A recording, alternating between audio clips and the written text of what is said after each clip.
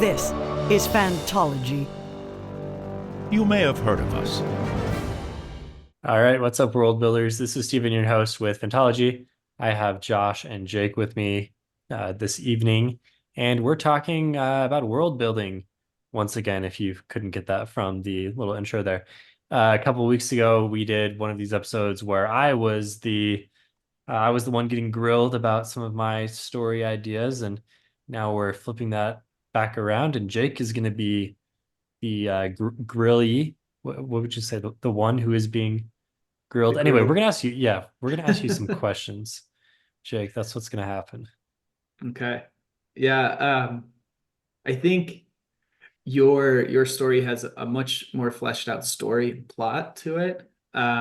Mine is kind of a hodgepodge of different premises that have come to mind before, and it's really what I fleshed out mostly is the vibe, and that's fleshed out in my head, and I don't know how to really put that on page, but that's Do like you the know how to strongest thing I'm say going it in from. words?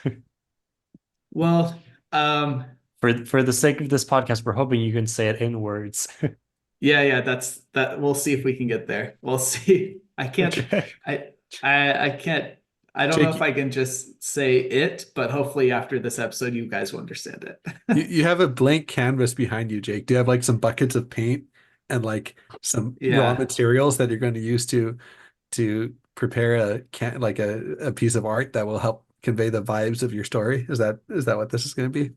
Is this an actual reference to my blank background that's blending into my sweater, Yeah, or I'm just it saying is you have this blank unfinished canvas. Yeah, basement wall? it's gonna be So it's yeah, gonna become the vibes yeah.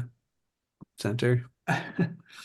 All right. Well, in the I don't know the phrase, but because we don't have a ton of time, last time I think we've done an episode of me talking about this before. Yeah, I wanted to lead in with that. We did an episode of us talking to you about your ideas before, but it Any was so anything long stick out from you ago. guys? It was so long ago that, honestly, Jake, once you get into your 30s, you know this. We're old. Yeah. I don't Oh remember yeah. anything, longer than like 3 to 6 months ago at best. So yeah, unfortunately, no. I'm trying to make an Okay. excuse to say that I do not remember much. And I know you listeners just barely listened to the last episode, so this is just for Steven and Josh They only. all did. They But probably listened several times. and they didn't need to do a re-listen to remember, but they did. Yeah. Yeah, Um, yeah. so last time we like the basic gist of what I had come up with then was I like this idea of like kind of uh two different things. I want to explore like magic and technology interacting with each other, and I think to do that it has to have like some realism to it more to where the technology is worthwhile on alongside the magic. Mm. Um, so the basic premise of the plot before was like in the prehistory there was magic, and I'm talking like literally like right before history was written down there was. And I originally thought there'd be multiple races, some like classic fantasy races, as well as like I like the idea of Malazan, how they have the um, Solani Mass, which are basically Neanderthals, but just other humanoid, like other Homo Hmm. species in there would be cool. And Will you have a somehow velociraptor race like Malazan? TBD. I'm actually in the current iteration, I may be moving away from multiple races, but Okay. um, there's some interdimensional Lovecraftian primordial being type thing, like way before the beginning of the movie, that whose body like they died somehow.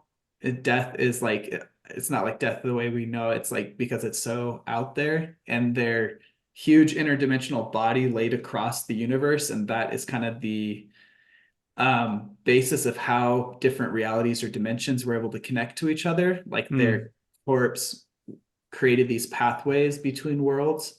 So a Um, little bit of like Adonalsium vibes there. Not so much that it didn't affect like magic itself. It's more the way that the worlds are connected to each other. Maybe magic as well. I was thinking like a similar idea to the conjunction of the spheres, but instead of it being forced into one location, it just opened pathways for travel. Mm. But also the magic is kind of, it's very, a lot of this is Malazan inspired. The magic comes from these different realities or dimensions, and so I'm not sure if it is the main cause of it yet. Yeah, I definitely Miles on vibes where it sounds like there's a real rich backstory, Yeah, magic in a lot of different forms, kind of those like different, what are they called in Miles on? Warrens, Yeah, the the Warrens, and Warrens, then yeah, the older version of the Warrens. There's another name for those. Don't the remember. holds, Yeah, yeah. yeah. Jake's our Malazan Um, expert now, apparently. not at all.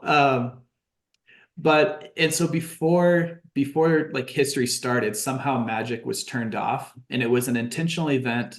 Um, but it wasn't a unilateral event. Like not everyone wanted it, and I don't know the reason why it was turned off or the mechanism of how, but that is kind of the end of prehistory. And then by the time history happens, these things are all just legends and myths, and that's how everyone to the present day thinks of them because it never existed alongside written So history. could there be a reason why there was no written history alongside magic? It seems like and Like like how close are we yeah, talking? Like, you know what I mean? Like, does it just seem like it was yeah. close? Is it like an ancient aliens thing where like we just think back like, oh, 10,000, 100,000 years ago, like that's all kind of a long time ago. And so I don't know. Um, What are we the thinking? way, yeah, the way I'm envisioning it, it's not like a lot of ancient aliens where they assume there was this advanced society that was then wiped out before like what we know is history starting. I'm viewing it more as like right on the cusp of people starting to have cities and actual civilization that way. So most people are hunter gatherers or nomadic pastors or pastoral nomads or however you say that, and there's some people starting to like maybe create cities before this happens. So I don't think the magic itself is related to like historical records, but that's just the time frame that it was turned off. Hmm. um So maybe, oh, um here's a thought on hearing you describe that. Maybe yeah, whoever turned it off saw society forming and decided that like a combination of like society and magic would be too powerful, a bad combination, or a reason to turn it off. You know what I mean? yeah, and this is a lot of these ideas will hold over. Basically I've just added more details to it, and that's mostly what we'll be talking about today. But I'm not at the inception of this idea, it was an intentional turnoff, but in my current state, I'm not sure if it It was. is. But I'm still trying to figure out what, like how magic could have been turned off to begin with, and then where the Hmm. intent behind that would be. But yeah, so that's super fluid right now. Kind of a Um unique idea there, because usually when I think of a culture, civilization, whatever that has magic, kind of along with that comes like, oh, they're able to do lots of cool things, therefore yeah. they would have cities and written history and everything. Like I don't think of pastoral nomads and barbarians as the ones with the magic necessarily.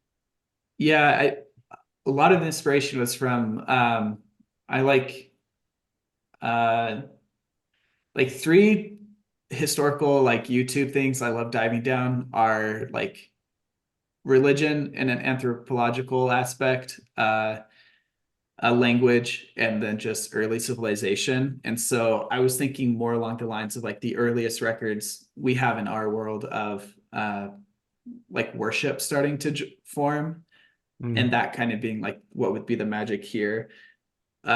Like the people they worship would be these magical beings, and then there is a Oh, way to okay. ascend to godhood kind of similar to Malazan Malazan again. or Yeah. Yeah. Sanderson.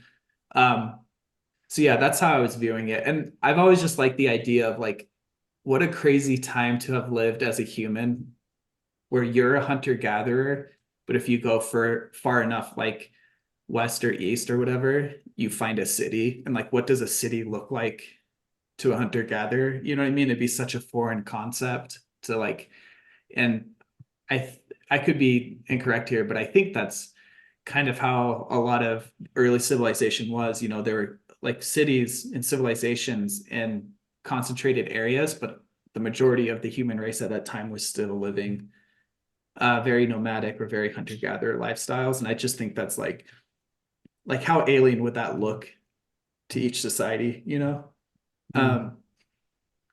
So after the magic gets turned off, pretty much it's kind of like an alternate version of Earth. I don't know if the world will be Earth or if it'll be like a different planet that humans and other things were able to settle because of this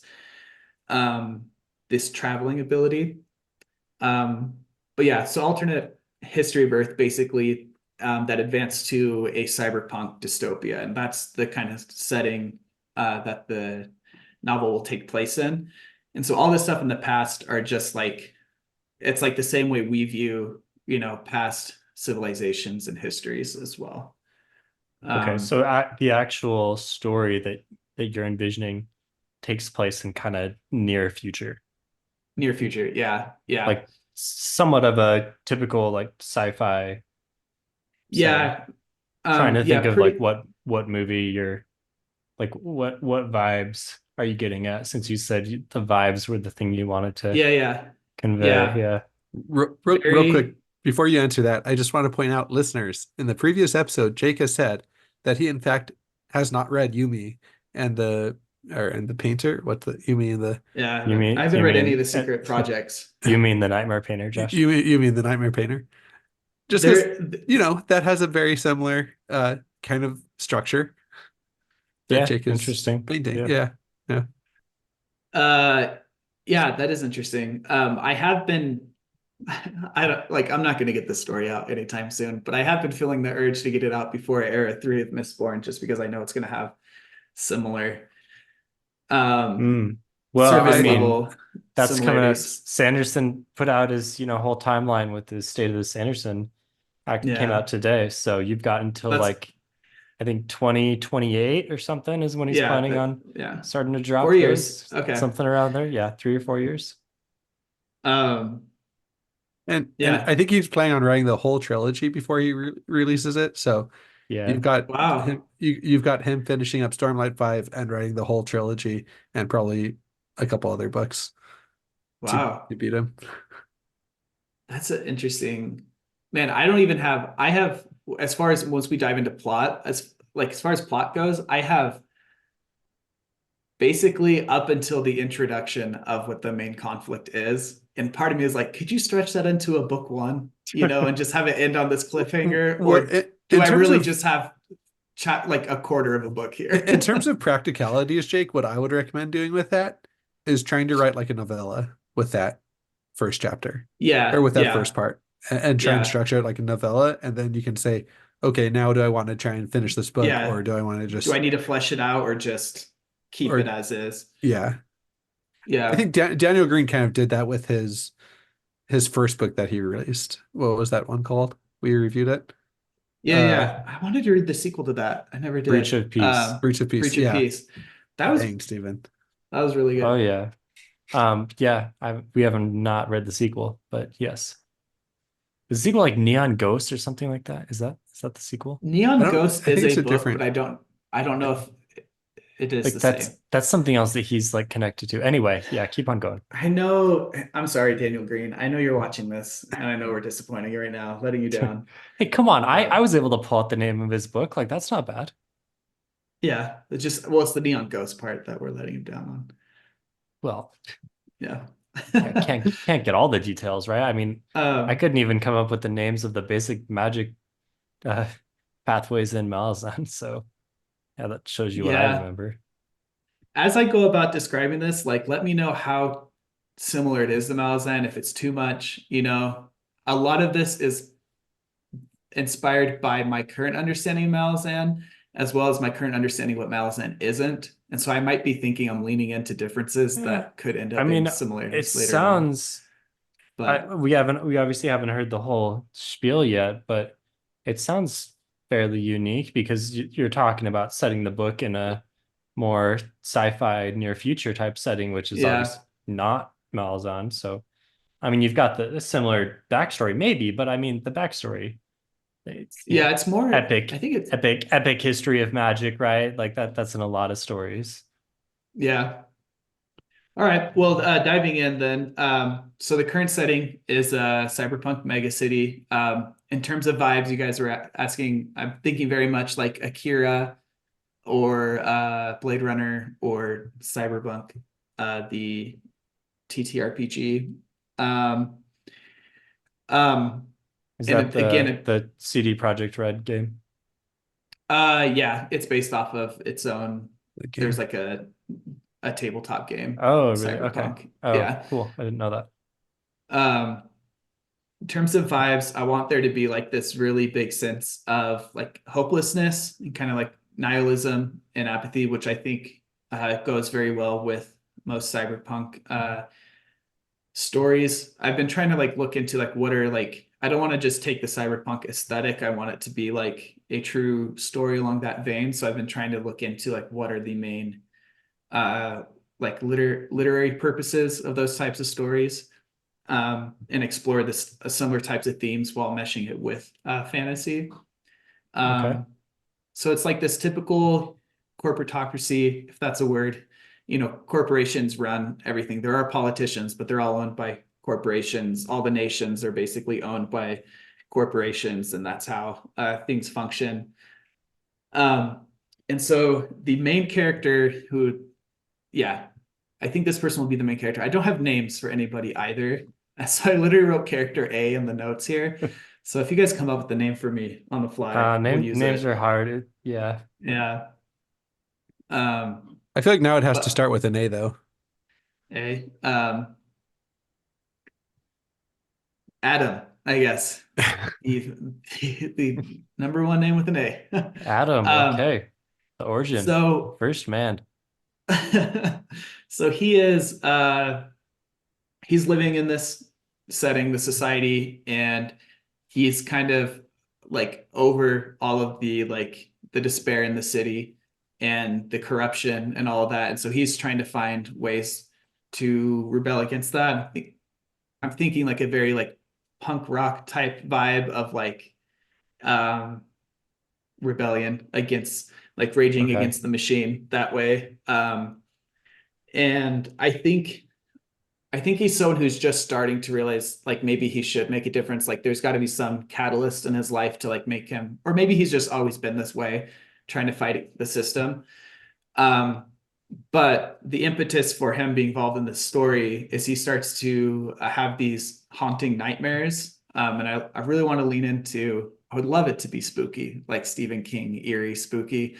No idea if I could write that way, but so he starts to have these like nightmares of this demonic dragging looking face, and then it starts to like in covered in flames, and then it starts to like I think he starts to see them more in the daytime too, not just at night, and starting to think like something's really wrong with him. Hmm. And like a big part of this is no one in the current world like really believes in like supernatural entities like ghosts or anything, because with the fall of magic there really isn't any of that. So that's not where his mind would go. I don't know if it would go more towards like So yeah. did the magic go away long enough to where the current, mega city sci-fi setting, like, is any of that rooted in the magical history? Like, were these Yeah, cities, built using magic, or like the No, magic went away, and then gone. so like civilization compared to and like our society's Yeah. like understanding of magic, like a lot of people Yeah. think that there's like evidence of magic, or evidence of like divine things happening in the ancient past. You know what I mean? Like there's always fun like conspiracy, ancient alien, type adjacent things to go down the rabbit hole on. And some people take that really seriously, others don't. Like you know what I mean? Like Yeah. yeah. Kind of like that push more towards the extreme of less superstition, like more Oh. like the magic itself is more like the same way we would view like ancient Mesopotamia belief systems, like Okay. very So clearly like so nobody actually really, like, besides maybe some like fringe religious people or something, like believes that there are magic is religious real. people, but they're none of the religions are based on the actual magic, because the actual Okay, magic has been gone long before like the beginnings of any religions really took gotcha. off.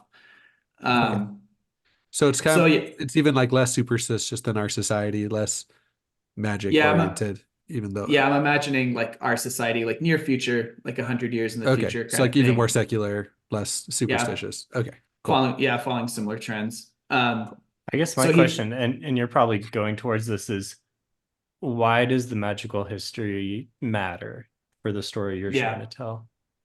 yeah.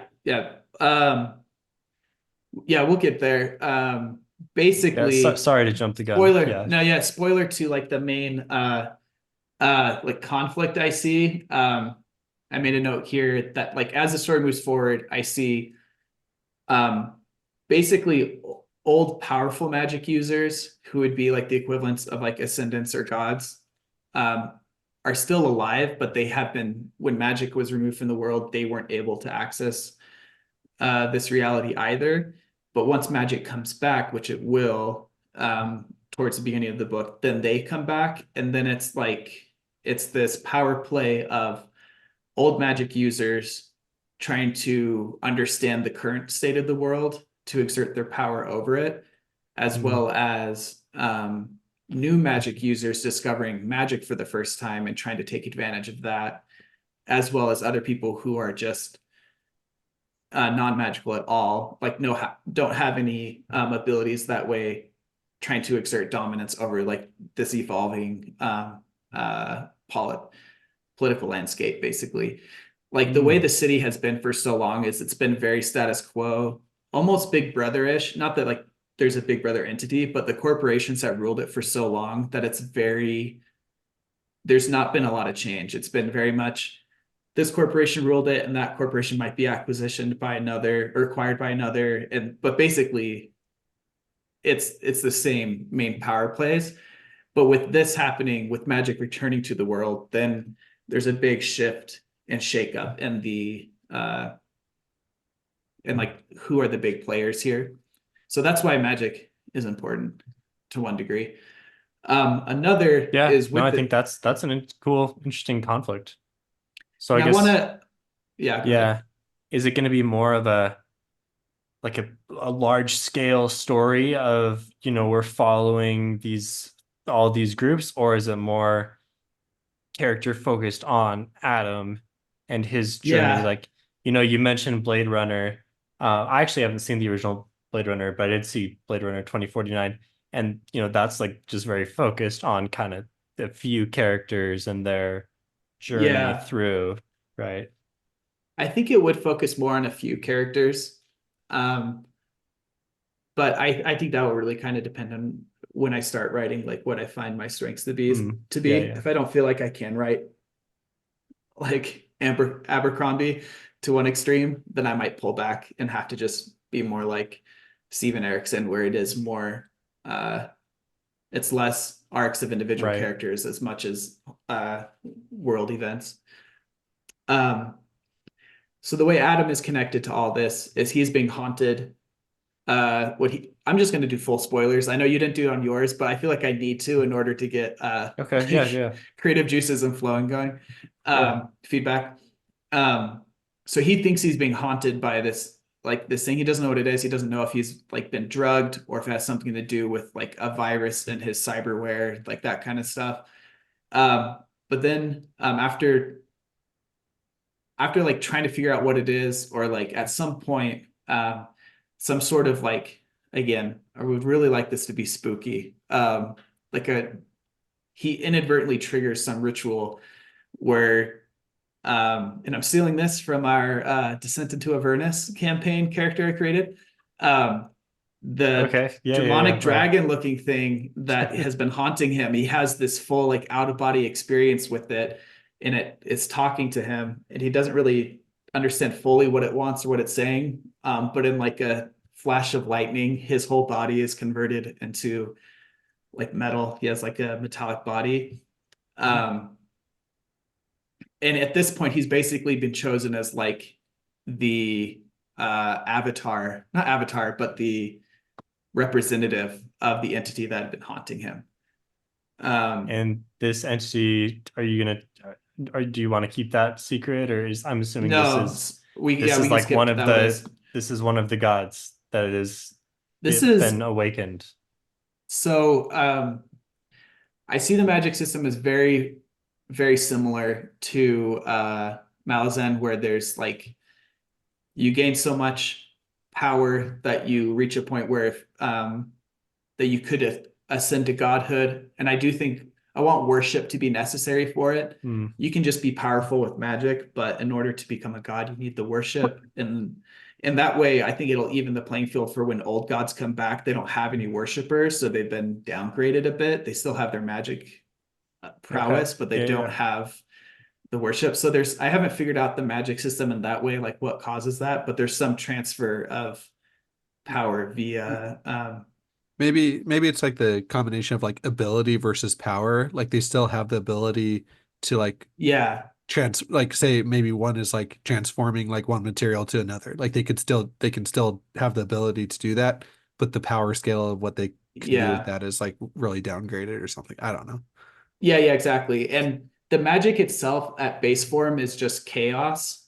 And then it can be focused into different representations. And when it's focused that way, then it's much easier to control and has a distinct purpose. Like, again, I really don't want to be stealing too much from Malazan, but maybe I am. But I know this Malazan was inspired a lot by D&D and other stuff. But like, so you have this chaos, pure chaos, and if you focus it into something like fire, then you can very easily be adept with like fire magic and that kind of stuff. But That reminds me more of like Witcher magic. Yeah, I was gonna say that's Malazan like a magic, Witcher. actually. Yeah. maybe, Witcher. yeah. And so if you achieve godhood, then you have power more over a domain of that aspected chaos. And that's like the power godhood brings, as well as like power of the worshipers, and you get more power the more worshipers you have. Anyways, Is this like how, sorry to interrupt. Is this like a lit RPG type thing where it's like very no, like it's going to okay, be very, more it's the nebulous than that? magic. Yeah, I want the magic to be hard enough to understand the cause of it, but I want it to be very magical, and that it's not a hard magic system like Sanderson where this you're not doing what significant sig figs or whatever like in chemistry when you're doing the calculations Oh, to figure dude. out like yeah, Oh you're not man. doing that because like the source of magic can be explained scientifically, but because it's interdimensional energy, it's not um like the effects. It acts in a way where it's more soft magic, if that Okay. makes sense. Okay, so so there's a structure to it, but it's going to be purposely kind of hand wavy. Yeah, purposely like to a vague, degree. and yeah, and then aspecting the chaos into different like focuses will allow for more hard use cases of it. But at its core, it is this like otherworldly essence that has somehow entered our world.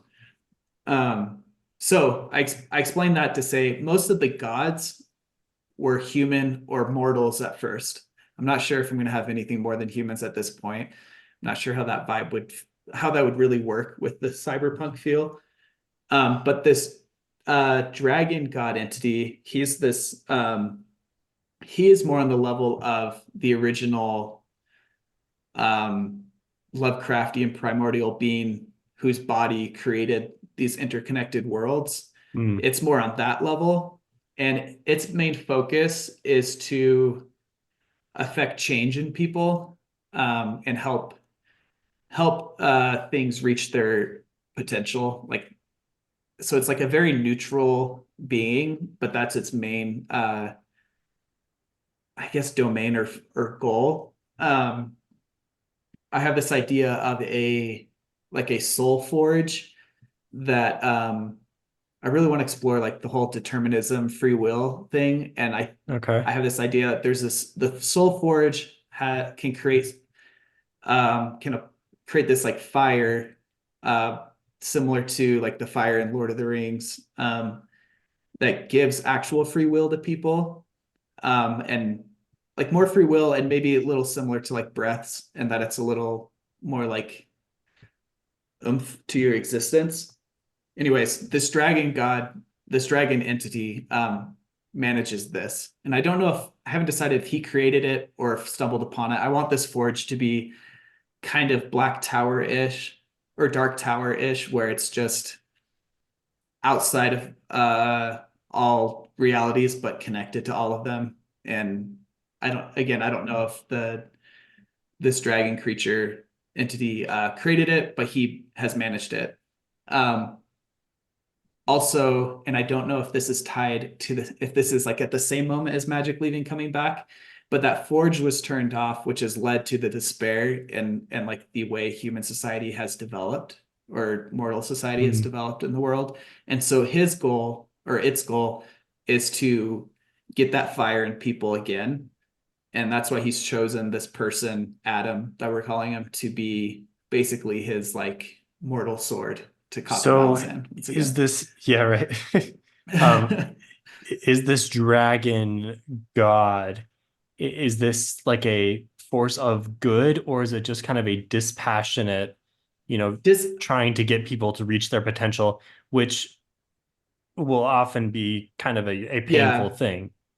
yeah. I like the idea of it being painful.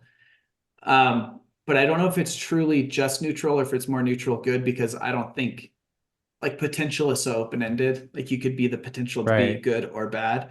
And I think it's more potential of uh being a like whole person. Like I don't know how to really Mm, describe it. Like I don't see it as like you're really good at murdering people. Let me like help you unlock even more potential there, you know? sure. Yeah. I see it more in like being all that a person can be.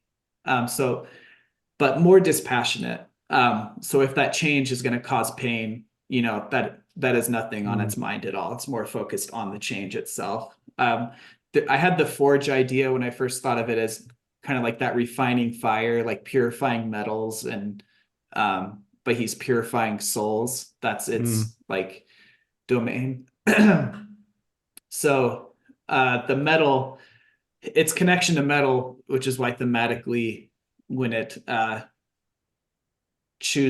officially chooses Adam to be its representative, he turns into this like metal creature. And I like the themes of like metal music with that, and like he already had this like kind of hardcore punk vibe to him. And anyways, that's I, I, again lots I of just vibes. I just love this because it's like so like heady and philosophical and like, a little bit like, oh, what's the word? Just like highbrow. I feel like I'm missing the Yeah, exact right word, but then combined with just like this like really pulpy, like hardcore aesthetic that like, yeah, yeah. but like, but you're right, like Blade Runner is like a lot like that, where it combines those two aspects really well. And the Like Matrix as the mate, well. yeah, I mean, to varying success with the Matrix, See, but and that's the thing. I yeah, loved all the Matrix I know you movies. did. Yeah, yeah. Well, I don't love number four as a movie, but I love it as a work of art. Um, You love it as a but statement piece. yes, I think that's exactly what it was. It was Yeah. not, yeah. Um, yeah. That's what I love about sci-fi and books in general, is like exploring these heady things. I don't have no idea how to pull that off, but this is the And the outline. I just feel like this does really encapsulate your personality of like I yeah, remember it really in is like very high much you. school you would just like go hard on the drums and stuff, and like I don't know, just like that like side of you that I don't think that too many people really see. You know what I mean? Combined with like the these elements that I think you do like talking about more. I don't Yeah, know. the Anyway, more it just seems really philosophical cool. things is Yeah. definitely you. Yeah. I like Um, it. yeah, So thanks. it seems like there are there's a lot of ideas here, but I'm Yeah. assuming that your current challenge, one of your challenges is how do we synthesize this Yeah. into a story? Yeah. And so, yeah, so a lot of this, and I'll kind of skim through the rest of the plot real quick, but a lot of this were like different, just like ideas. Like that was literally a character idea from a D&D campaign we did. And then, and I mashed it in and I thought it kind of worked. Um, and then there was this other short story idea I had exploring, uh, anyways, well, I'll get to it. Basically, this is like a hodgepodge of things, and I'm like, I think if I combine these together, I might have an actual plot. So he basically, after becoming this metal person, to the outside person, he looks like he could have just like heavily modified his body with cyberware. Like, so he's not Okay. doesn't totally stick out. He does, just in that most people don't go that far, but it's not totally unheard of.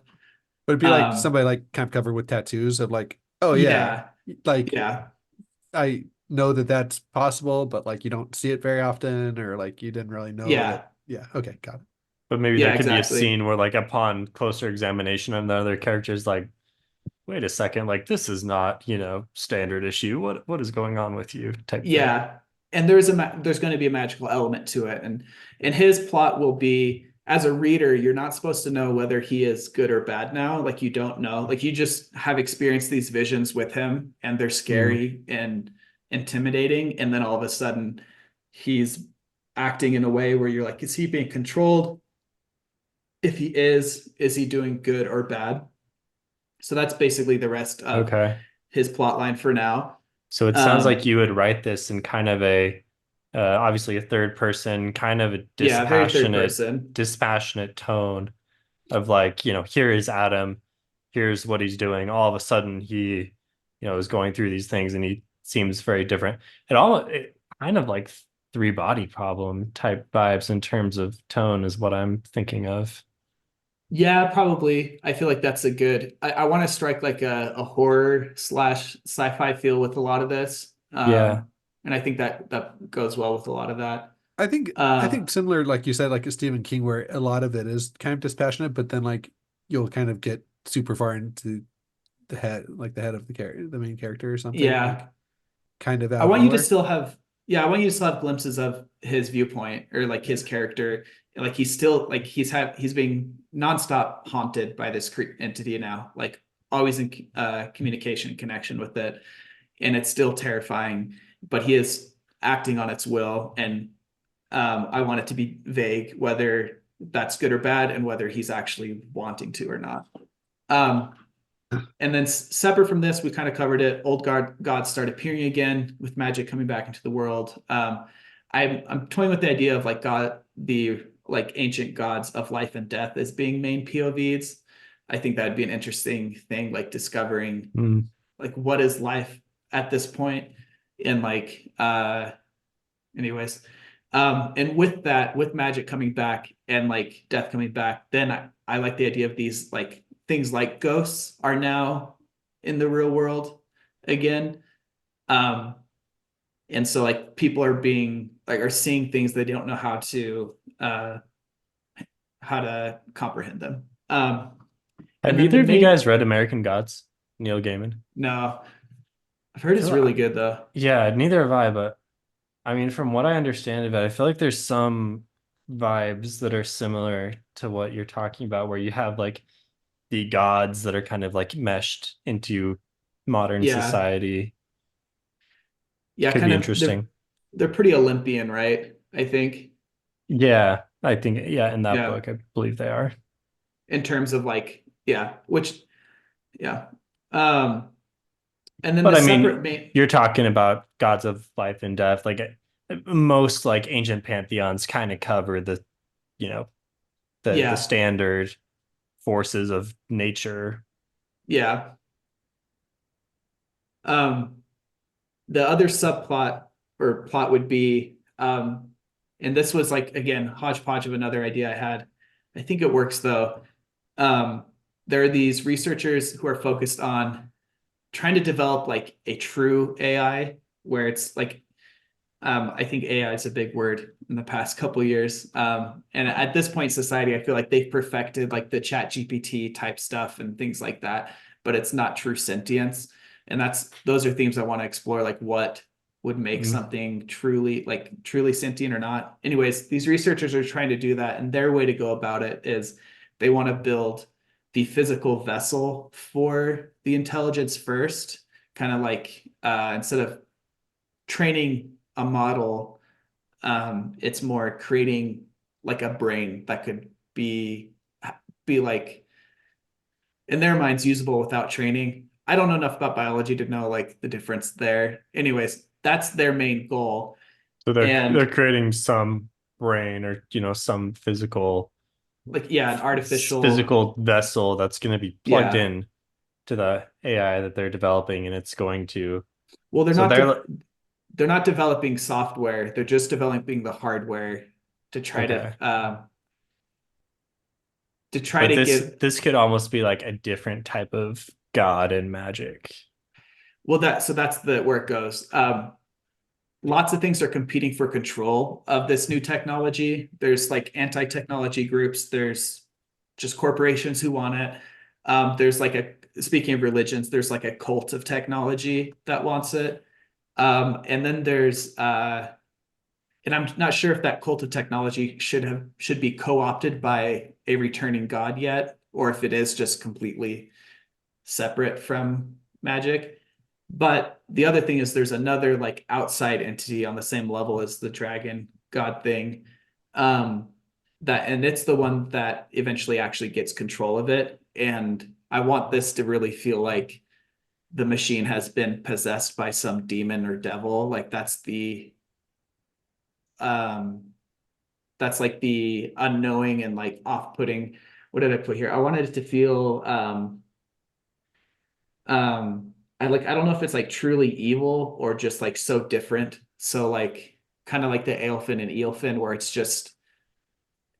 so different from mortal morality that it is evil.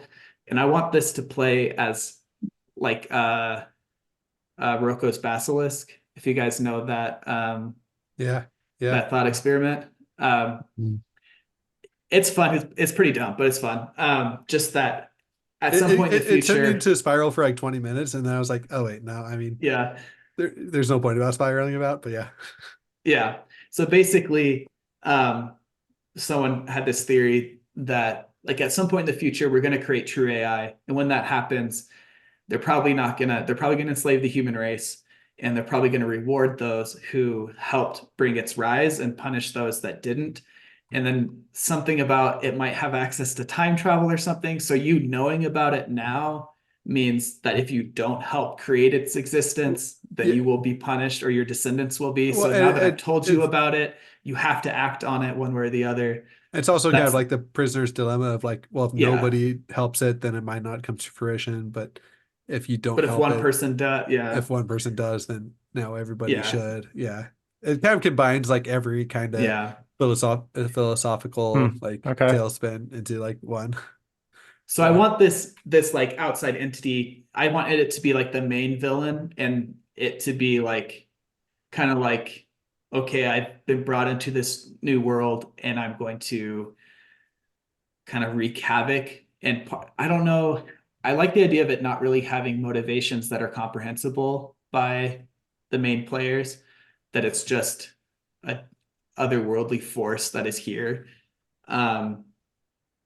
And so the ending of the plot that I've envisioned so far is that's what Adam has been tasked by the Forge Dragon to do, is to stop this from happening, kind of like an inverse or whatever that's called of the like Thor vision scene from Age of Ultron.